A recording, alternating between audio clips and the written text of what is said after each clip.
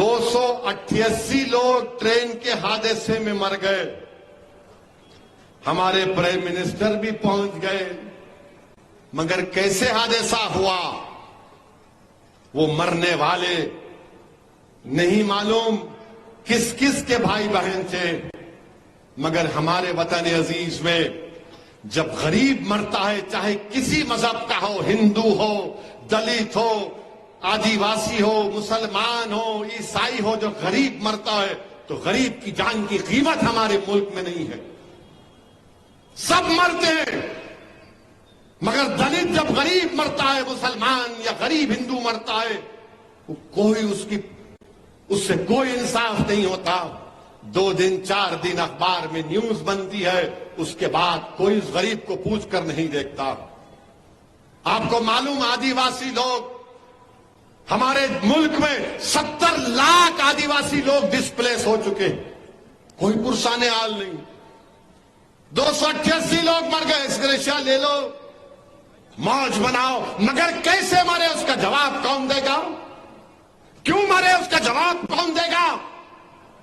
क्या वजीर आजम के जाने से इंसाफ हो जाएगा? अब सीबीआई को दे दिया आप।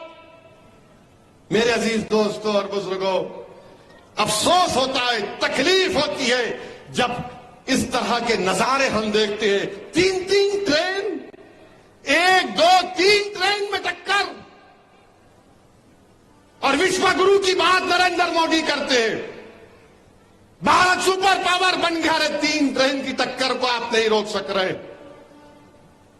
मुझे मालूम कि आज की तकरीर के बाद बहुत तकलीफ होगी बीजेपी वालों के पेट में। अब आप हमको बोल रहे लव जिहाद। अच्छा, वो एक भोपाल का मजे का किस्सा हुआ, पढ़े अखबार में? नहीं पढ़े? नहीं पढ़ते तुम लोग? खैर मैं ही पढ़ा। वो एक बीजेपी की एमपी है मोहतरमा, उन पे बहुत बड़ा वो मालेगांव का मुकदमा चल रहा।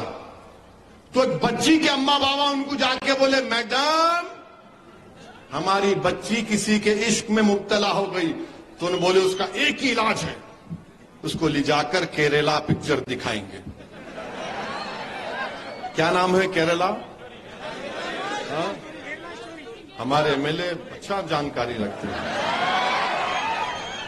तो बहरहाल केरला स्टोरी लिख जाके वो मैडम दिखाए बच्ची को, उन्हें देखने के दिन उसी रात अपने घर से भाग गए। अरे क्या दिखाया रे भाई तू उसमें? उन्हें भाग गए। मीडिया लिखा, मैंने लिखा, उन्हें भाग गए। इसीलिए हम बोल रहे गवर्नमेंट से, ये इसके मामलात में मत आओ आप। जो सही कर रहा है कर लें दो, मगर आप कबाब में हड्डी नहीं बनेंगे बल्कि पत्थर बनेंगे। अब आप बोलते लव जिहाद।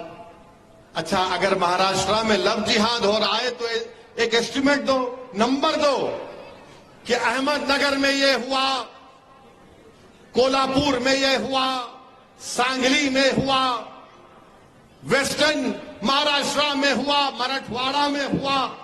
बताओ, कुछ नहीं है। नहीं, लव जिहाद हो रहा है। कहां हो रहा है? उत्तर प्रदेश में कोर्ट में एक कैदी को फिर गोली मार दी गई,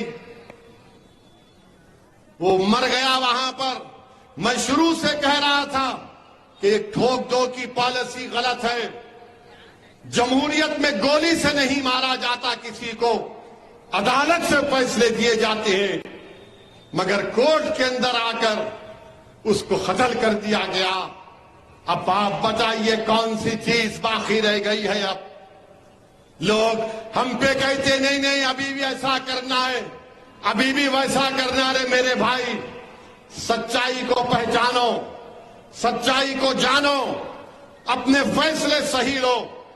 मगर सब लोग ये जो दिल्ली में बैठे हुए चौधरी है ना, जो सौदा करते हैं मुसलमानों के नाम पर, अरे आरएसएस से तुम बात करोगे और तुम सेकुलरिज्म को बचाओगे?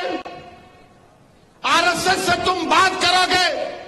अरे बाबा, ये तो बताओ, महाराष्ट्र में आपने, हुकूमत ने 50 जलसे करवाए, किसके नाम पे? लव जिहाद के नाम पे। अच्छा, आपको मालूम लव जिहाद पहले कहां शुरू हुआ था? सबसे पहले माने लव जिहाद का मतलब कोई माने झूठ धोखा देना। अब मैं बताता हूं आपको, कल अगर कोई संघी आरएसएस या अंबेडकर का दुश्मन या मुसलमानों का दुश्मन या संविधान का दुश्मन लव जिहाद बोला तो बोलना रे चुप। अब सुनो, ये एक आदमी का नाम था आपटे, एक आदमी का नाम था मदनलाल पावा। आपटे कौन था, मदनलाल पावा कौन थे मालूम आपको? नहीं मालूम, पढ़ते नहीं ना, खाली ये बस खिलौना देखते रहते। नहीं नहीं नहीं नहीं, नहीं। कितने लाइक आए रे देख, कितने आए देख, इंस्टाग्राम पे कितना देख। अरे क्या है, पढ़ो जरा। बहरहाल ये आपटे मदनलाल पावा गोडसे के साथ मिलकर महात्मा गांधी के कत्ल के मुजरिम हैं। इन्होंने महात्मा गांधी को कत्ल किया। तो ये जो आपटे हैं, इन्हों शादीशुदा थे, आपटे शादीशुदा थे, मगर चोंच मारने की बीमारी थी इनको। अब ओल्ड सिटी के हैदराबाद की जबान में तो बोलते मियां बुढ़ा हो गया, दीवारा कूदना छोड़ दे। तो मैं नहीं बोल सकता, मगर बोलते, मैं नहीं बोलता वो, उसमें भी बोलता हूं आपको। तो आपटे क्या थे, शादी कर लिए, मंगर रंगीले थे। तो आपटे क्या करे, एक क्रिश्चियन बच्ची थी, उसका नाम मनोरमा था, उससे इश्क में मुब्तला हो गए। शादीशुदा थे, उससे रंगरलियां मना रहे थे।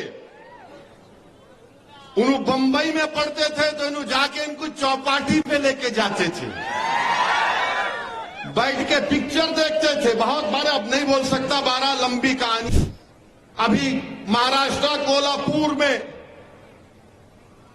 एक धरना हो गया, 30,000 आरएसएस के लोग रोड पर निकल कर आ गए।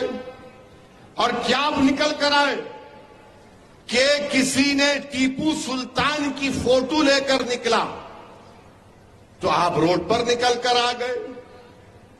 मैं नरेंद्र मोदी देश के प्रधानमंत्री, वजीर आजम से और बीजेपी आरएसएस से पूछना चाहता हूं, जब आपने अनलॉफुल एक्टिविटीज प्रिवेंशन एक्ट में, उसके फर्स्ट शेड्यूल में आपने 44 ऑर्गेनाइजेशन को कहा कि बैन है, तो आप एक लिस्ट बना दो कि नाम टीपू रखे तो बैन, औरंगजेब रखे तो बैन, बाबर रखे तो बैन, खिलजी रखे तो बैन, जहांगीर रखे तो बैन, बहादुर शाह जफर रखे तो बैन, शाहजहां रखे तो बैन, कुली कुतुब शाह रखे तो बैन।